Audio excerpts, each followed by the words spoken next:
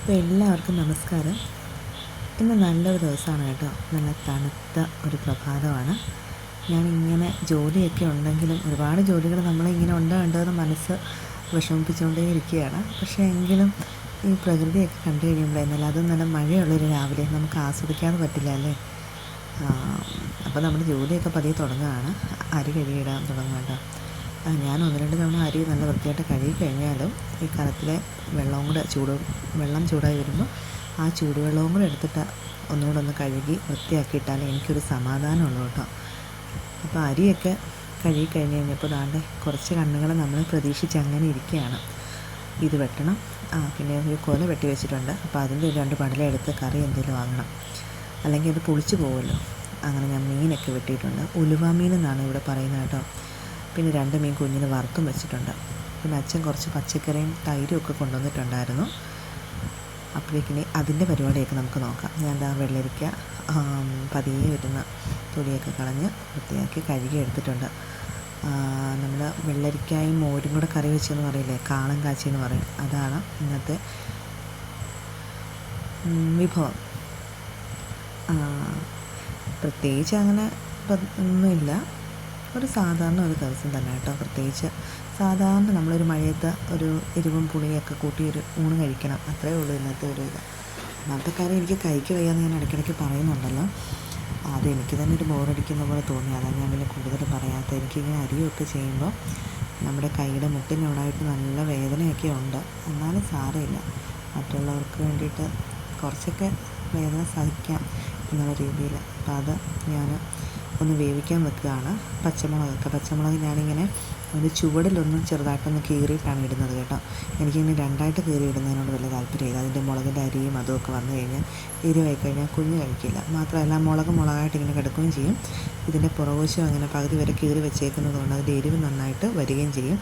മുളകിൻ്റെ അരിയൊന്നും വെന്തുടഞ്ഞളിഞ്ഞിങ്ങനെ കറിയിലേക്ക് ഇറങ്ങുകയില്ല. അപ്പോൾ എനിക്ക് ചില കാര്യങ്ങളൊക്കെ ഇങ്ങനെ എൻ്റെ ഇഷ്ടങ്ങൾക്കനുസരിച്ച് ഞാൻ മാറ്റിയെടുക്കാറുണ്ട് കേട്ടോ.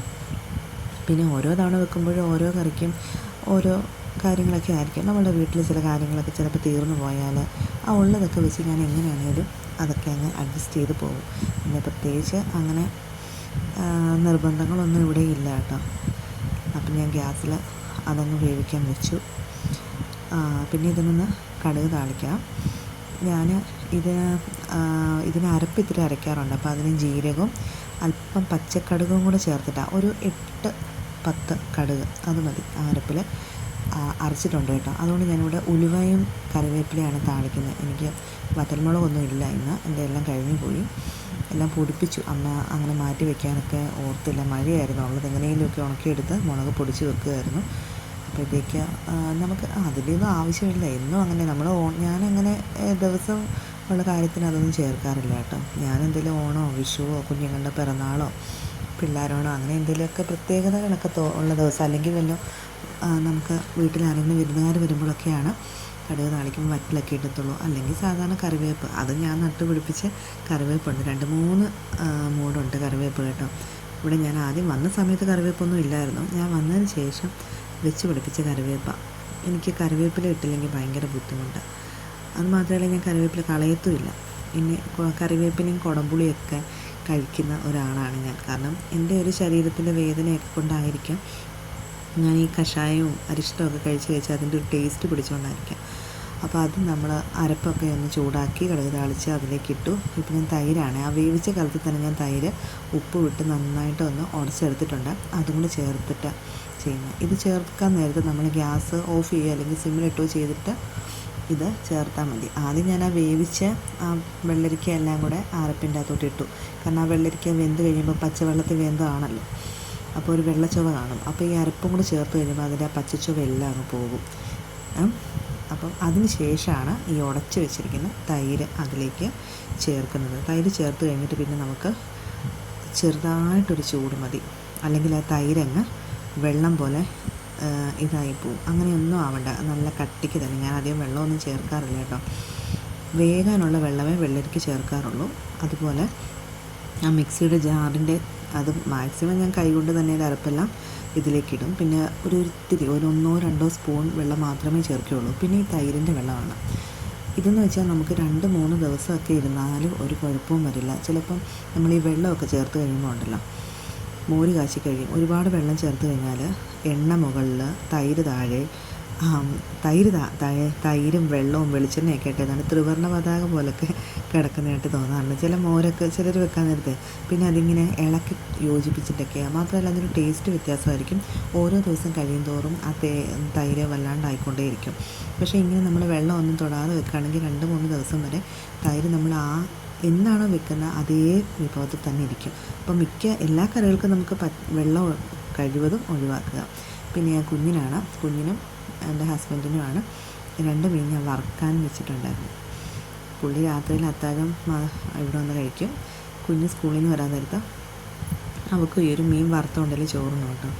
പിന്നെ ഉലുവ മീൻ ഉണ്ടായിരുന്നല്ലോ, അത് നല്ല എരിവും കുടംപുളിയൊക്കെ ഇട്ട്, അത് നമ്മുടെ ഇവിടെ തന്നെ ഉണ്ടാക്കിയ കുടംപുളിയാണ് കേട്ടോ. നമ്മുടെ ഈ അടുപ്പ് കത്തിക്കുന്നത് വെച്ചാൽ ഈ കുടംപുളിയൊക്കെ ഉണക്കാനുള്ളൊരു സൗകര്യം കൂടെ. ഇതിൻ്റെ മുകളിൽ ഇട്ടാണ് കുടംപുളി പുകയ്ക്കുന്നത്. കുറച്ചുകൂടെ പറ്റാനുണ്ട്. പിന്നെ എൻ്റെ കുഞ്ഞിന് കുറച്ച് കഞ്ഞി അതിനിടയ്ക്ക് ഞാൻ വെക്കുന്നുണ്ട്. അതിനിടയ്ക്ക് മഴയൊന്ന് തോർന്നിട്ടുണ്ട് കേട്ടോ. ഞാൻ ഇടയ്ക്കൊന്ന് വന്ന് മഴയൊക്കെ ഒന്ന് നോക്കിക്കഴിഞ്ഞപ്പോൾ ഒരു രസം. പിന്നെ അപ്പോഴാണ് എൻ്റെ കണ്ണിൽ പെട്ടത് ഞങ്ങളുടെ പേരയിൽ പേരയ്ക്ക കിടപ്പുണ്ട്. പിന്നെ ഞാൻ പതിയെ ആ പേരയ്ക്ക നോക്കാൻ വേണ്ടി വന്നു. എൻ്റെ മോൾക്ക് ഭയങ്കര ഇഷ്ടമാണ് ഈ പഴങ്ങളൊക്കെ. ഈ മരം വലിയൊരു പേരയായിരുന്നു കേട്ടോ. വലിയൊരു പേരയെന്ന് വെച്ചാൽ, ഒരു പേരയ്ക്ക എന്നൊക്കെ പറഞ്ഞാൽ നമ്മളൊരു തേങ്ങയുടെ അത്രയും, തേങ്ങയെന്ന് വെച്ചാൽ തൊണ്ടൊക്കെ കളഞ്ഞ ചിരട്ടയാണ് ഉദ്ദേശിക്കുന്നത് കേട്ടോ. അത്രയ്ക്ക് വലുതാകുന്ന ഒരു പേരയായിരുന്നു കേട്ടോ. അതൊരു മഴയത്ത് റംബുട്ടാൻ ഒടിഞ്ഞ് ഇതിൻ്റെ മുകളിലേക്ക് വീണിട്ട് ഈ പേര ഇങ്ങനെ അടിഭാഗം വെച്ച് കീറി അങ്ങ് പോയി, തൊലിയൊക്കെ കീറിപ്പോയി. ഞങ്ങളോർത്ത് അതിനെ ഒരിക്കലും ഉണ്ടായി വരില്ല എന്നാണ്. അതിൻ്റെ ഒരു കുറ്റി അവിടെ നിന്ന്, ആ കുറ്റിയിൽ നിന്നൊരു കുഞ്ഞ് ഇല ഇങ്ങനെ പൊട്ടി മുളച്ച് അതിൽ നിന്ന് വീണ്ടും ഉണ്ടായി വരുന്ന കേട്ടോ. അത് കുറേയൊക്കെ വെട്ടിക്കളഞ്ഞതാണ്, പിന്നെ അതുണ്ടായി. ഭാഗ്യമെന്ന് പറഞ്ഞു. നമ്മുടെ മനുഷ്യനും കണ്ടുപിടിക്കേണ്ട ഒരു കാര്യമാണ്. കാരണം എത്രയൊക്കെ വെട്ടി നശിപ്പിച്ചാലും പിന്നെയും ഉയർത്തെഴുന്നേൽക്കാനൊരു കഴിവ്. അപ്പോൾ എന്തായാലും പേരയ്ക്ക് ഞാൻ പറിച്ചില്ല, മോള് വന്നിട്ട് പറിച്ചോളുമല്ലോ. അപ്പോൾ എന്താണെങ്കിലും എനിക്ക് ബാക്കി കായും കൂടെ ചെയ്യാനുണ്ടായിരുന്നു. പെട്ടെന്ന് ഞാൻ വന്നു, മെഴുക്കുവരട്ടിക്കുള്ളതെല്ലാം അരിഞ്ഞു, കുറച്ച് കടുക് താളിച്ച് അതും ആക്കിയിട്ടുണ്ട്.